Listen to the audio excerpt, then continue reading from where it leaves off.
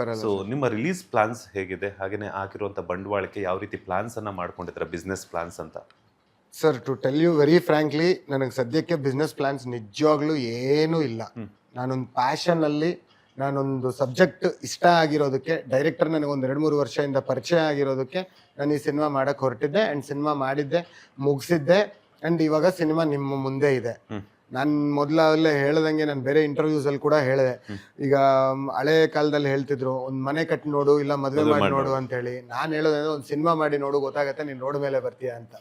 ಅಲ್ಲ, ಈಗ present situation ಹಂಗಿದೆ. ಇವಾಗ ಸಿನಿಮಾ ಮಾಡಿದ್ರೆ ನೀನು ಪಕ್ಕ ನಿನ್ನ ರೋಡಲ್ಲಿ, ಸರ್ ಇವಾಗ ಸಿಚುವೇಶನ್ ಹಂಗಿದೆ ಸರ್, ಈಗ ಮೊದಲ ಥರ ಇಲ್ಲ. ಸೊ ಬಟ್ ಸರ್, ನಾನು ಒಂದು ಪ್ಯಾಷನ್ ಇಟ್ಕೊಂಡು ನಾನು ಬಂದಿದ್ದೀನಿ. ದಯವಿಟ್ಟು ನನಗೆಲ್ಲ ಸಪೋರ್ಟ್ ಮಾಡಿ. ಇಲ್ಲಿ ಪ್ರಾಬ್ಲಮ್ ಇನ್ನೊಂದು ಏನಂದ್ರೆ ಸರ್, ಇಲ್ಲಿ ಕಲಾವಿದರಾದ್ರೆ ಆಗ್ಲಿ ಎಲ್ಲರೂ ಆಗ್ಲಿ ಸಪೋರ್ಟ್ ಮಾಡಲ್ಲ ಸರ್. ಅದೇ ಮೇನ್ ಪ್ರಾಬ್ಲಮ್. ಈಗ ಅವ್ರು ಸಪೋರ್ಟ್ ಮಾಡಿದ್ರೆ ತಾನೇ ನಾವೆಲ್ಲ ಬೆಳೆಯಕ್ಕಾಗತ್ತೆ. ಸರ್, ನಿಮ್ಮ ಮಾರ್ಕೆಟ್ ನಿಮ್ಗಿದೆ ಸರ್ ಆಲ್ರೆಡಿ. ಯಾರು ನಿಮ್ಮ ಮಾರ್ಕೆಟ್ ಅನ್ನು ಕದ್ಕೊಂಡು ಹೋಗಲ್ಲ.